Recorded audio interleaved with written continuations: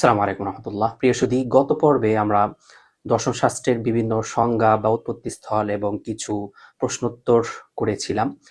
তো এ পর্বে আমরা এই দর্শন শাস্ত্রের সাথে বা এই ফিলোসফির সাথে বিজ্ঞানের কি সম্পর্ক রয়েছে, এই বিষয়ে ইনশাআল্লাহ আলোচনা করব। তো বিজ্ঞানের সাথে দর্শনের সম্পর্ক একদম নিবিড় এবং ঘনিষ্ঠ। আমরা যদি ইতিহাসের গভীরে লক্ষ্য করি, তাহলে আমরা দেখি যে সুদূর অতীতে দর্শন এবং বিজ্ঞান এক ও অভিন্ন ছিল। তো প্রাচীন গ্রিকরা কিন্তু বিজ্ঞান এবং দর্শনের মধ্যে কোনো পার্থক্য করতেন না। তো আমরা যদি উদাহরণ দেখি যে থেলিস, যিনি প্রথম দার্শনিক ছিলেন, তিনি কিন্তু একাধারে দার্শনিক হওয়ার সাথে সাথে তিনি একজন গণিতবিদ ছিলেন। এমনিভাবে পিথাগোরাস, তিনিও একজন দার্শনিক হওয়ার সাথে সাথেও তিনি একজন প্রকৃতিবিদ এবং তিনি একজন গণিতবিদ ছিলেন।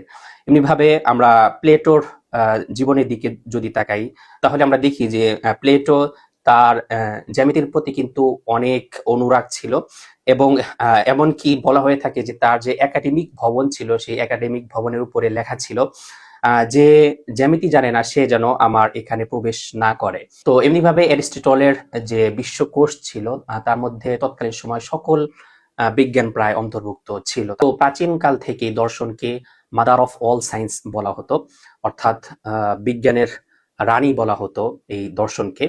এমনিভাবে দর্শন এবং বিজ্ঞান এটি মধ্যযুগীয় ইতিহাসে এবং মধ্যযুগীয় আমলেও একসাথে ছিল এবং এগুলোকে ভাগ করা হয়নি। এবং যদি আমরা দেখি যে মুসলিম যারা দার্শনিক ছিলেন, তো তারাও একাধারে যেমন দর্শন শাস্ত্রে প্রাজ্ঞ ছিলেন, তেমনি ভাবে অন্যান্য চিকিৎসা শাস্ত্র এবং আরো যে গণিত শাস্ত্রেও কিন্তু তারা প্রাজ্ঞ ছিলেন। আমরা ইবনে সিনার কথা শুনেছি যে তিনি একদিকে যেমন তিনি দার্শনিক ছিলেন, তো তিনি কিন্তু চিকিৎসা বিজ্ঞানের জনকও তাকে বলা হতো আর কি।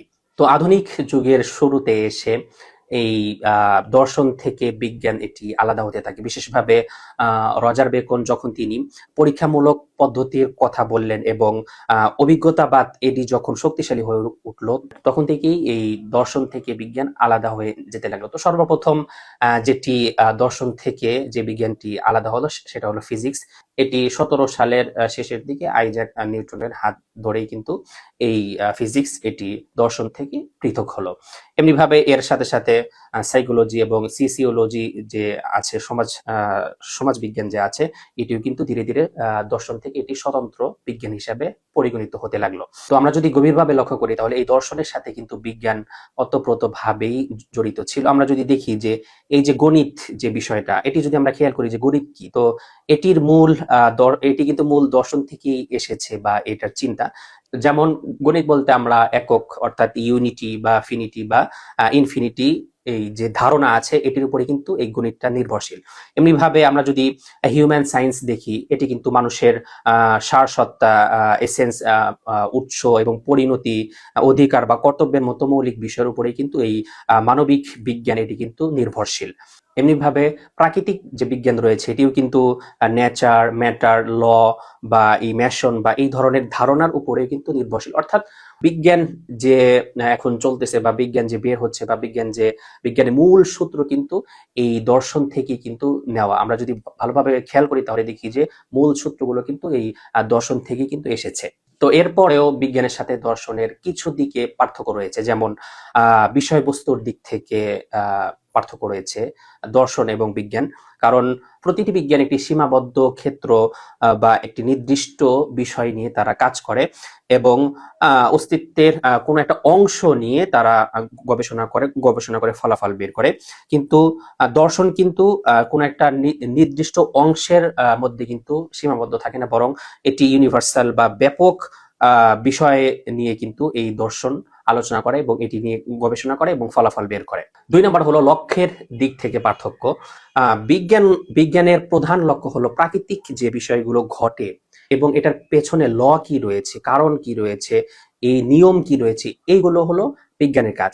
আর দর্শনের কাজ শুধুমাত্র ঘটনা বর্ণনা করা বা এটি কিভাবে হয়েছে বিষয়টা এমন না, বরং এটা কেন হয়েছে, অর্থাৎ এই কেন হয়েছে এইটার একদম মূল থেকে উত্তর উঠিয়ে আনা, এটা হলো দর্শনের কাজ।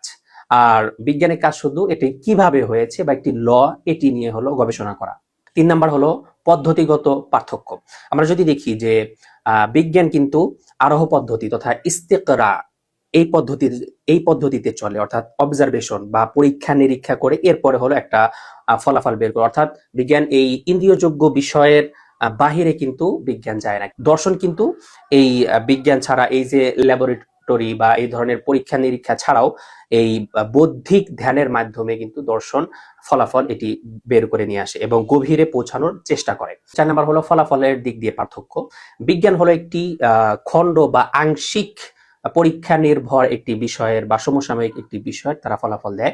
পক্ষান্তরে দর্শন কিন্তু একটা সামগ্রিক বা ইউনিভার্সাল মহাজাগতিক বিষয়ে চিন্তা ভাবনা করার পর একটা মহাজাগতিক বা সামগ্রিক বিষয়ে কিন্তু এই দর্শন সেটি ফলাফল বের করে আনে। কোনো খণ্ডিত কোনো বিষয়ের বা পরীক্ষা নিরীক্ষিত ছোট্ট একটা বিষয় কিন্তু ফলাফল বের করে না, বরং ইউনিভার্সাল বা মহাজাগতিক বা সামগ্রিক বিষয়ে কে সামনে রেখে কিন্তু দর্শন সে ফলাফল বের করে নিয়ে আসে। তো আল্লাহ রাব্বুল আলামিন আমাদেরকে বুঝার তৌফিক দান করুন, আমিন।